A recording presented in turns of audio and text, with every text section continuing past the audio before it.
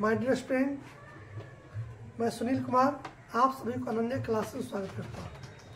मेरे प्यारे स्टूडेंट, आज हम लोग मैथमेटिक्स का एक बहुत ही यूनिक चीज़ लेकर आए हैं जो क्लास 10th के लिए आपको इससे 5 नंबर का अबाउट 5 मार्क्स यानी 5 नंबर अगर इसको आप समझ जाते हैं आज तो 5 नंबर आपको बोर्ड में कोई छीनने वाला नहीं है।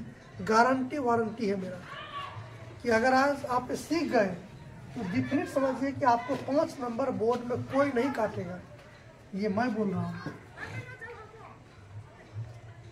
और देखिए इसमें क्या है कि ये आपको 2 चर वाला जो रैखिक समीकरण था उसी से रिलेटेड है। इसमें आपको देखिए हम लिख दिए हैं ए बटा डी बराबर नहीं है बी बटा ई का, या इसी को हम लिख सकते हैं A1 बट्टा A2 बराबर नहीं है B1 बट्टा B2 का, या इसको आप लिख सकते हैं A1 बट्टा A2 बराबर B1 बट्टा B2 बराबर C1 बट्टा C2, या इसको लिख सकते हैं A1 बट्टा A2 बराबर B1 बट्टा B2 बराबर नहीं है C1 बट्टा C2 का। समझिए कंडीशन। ये 3 कंडीशन जो है, पहला कंडीशन है कि यह जो है सो एक हल होगा। कितने हल होंगे? एक हल होंगे। इसमें केवल ऐसा समीकरण दिया रहेगा कि उसमें एक ही हल होगा, और जब सभी बराबर हो जाएगा इसका अनंत हल होंगे, अनगिनत हल होंगे। और इसमें है कि कोई हल नहीं है, कोई हल नहीं है, मतलब संपाती है। क्योंकि ध्यान दीजिए आप कि 2 समीकरण हमको दिया रहेगा। उस समीकरण में आप जानते हैं कि 2 चर वाला समीकरण है। 2 चर वाला में x होगा, y होगा और एक के बराबर के उधर कुछ मान रहेगा। उसमें ध्यान दीजिए। जैसे हम आपको एग्जाम्पल देते हैं, फॉर एग्जाम्पल में क्या है कि आपको रहेगा 4x प्लस 5y बराबर 3 दिया हुआ, ठीक है। अगर यहाँ पर आपको दे दिया 2x प्लस 7y बराबर 8 दे दिया, ठीक है। तो ये जो समीकरण दिया हुआ है इससे हमको समझना है। तो ये ऊपर वाला जो मान है यह आपको कहलाएगा A1 x हो गया, B1 y हो गया और C1 हो गया। ये A2 x हो गया, B2 y हो गया और ये C2 हो गया। अब आपको समझ आ गया कि A1 का मान क्या है, B1 का मान क्या है, C1 का मान क्या है, A2 का मान क्या है, B2 का मान क्या है और C2 का मान क्या है। अब इस कंडीशन को हम इस तरह से लिख देते हैं। मतलब लिखेंगे हम कितना,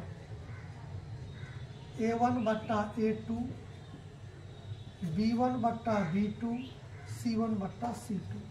A1 की जगह 4 है, A2 की जगह 2 है, B1 की जगह 5 है, B2 की जगह 7 है।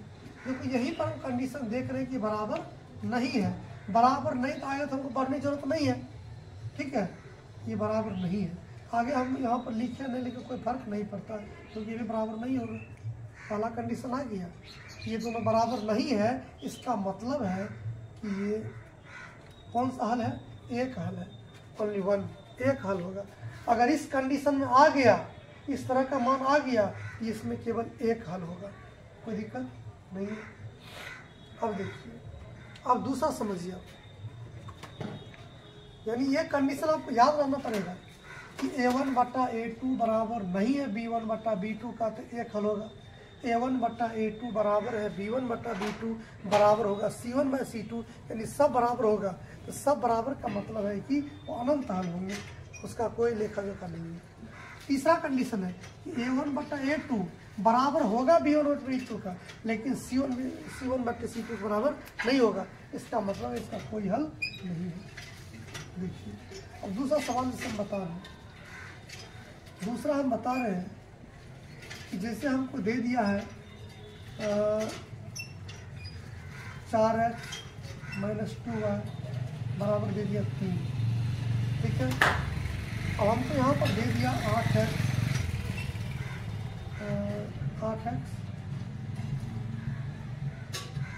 या माइनस 8x प्लस 4y बराबर 6 दे दिया।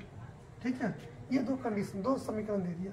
अब इस समीकरण को हम देखते हैं, इसी में हम लिखते हैं इस तरह का मान लिखेंगे a1 बटा a2 मतलब 4 बटे -8, फिर 2 बटे 4 -2 बटे 4 ये हो गया, या इसको माइनस कर देते हैं 3 बटे -6। अब ध्यान दीजिए, इसको काटेंगे, 4 दूना 8, 2 दूना 4, 3 दूना 6, मतलब -1 बटे 2, ये भी -1 बटे 2, या भी -1 बटे 2। सब मान बराबर हो गया कि नहीं? सब बराबर हो गया। सब बराबर हो गया तो इसका मतलब क्या है? अनंत हल होंगे, इसका अनगिनत हल होंगे, अनंत हल होंगे। ये क्या होगा? अनंत हल होगा। अगर इस रूप में आ गया, यानी जो समीकरण दिया रहेगा अगर उसको हम लिखें इस रूप में, हल करने के बाद अगर सभी बराबर हो गया तो अनंत हल होगा। ठीक है, अगर पहला ही दोनों कंडीशन बराबर नहीं हुआ तो एक हल है। इसका मतलब है कि ये एक हल है, ये एक हल है, इसका अनंत हल है। एक तीसरा कंडीशन अब देख रहे हैं, कोई हल नहीं है। कोई हल नहीं है, इसका कंडीशन है कि ये दोनों बराबर होगा और ये बराबर नहीं होगा। देखिए हम बता रहे हैं, जिसे यहाँ पर दे दिया कि -2x plus 5y equal to दे दिया 4, एक समीकरण।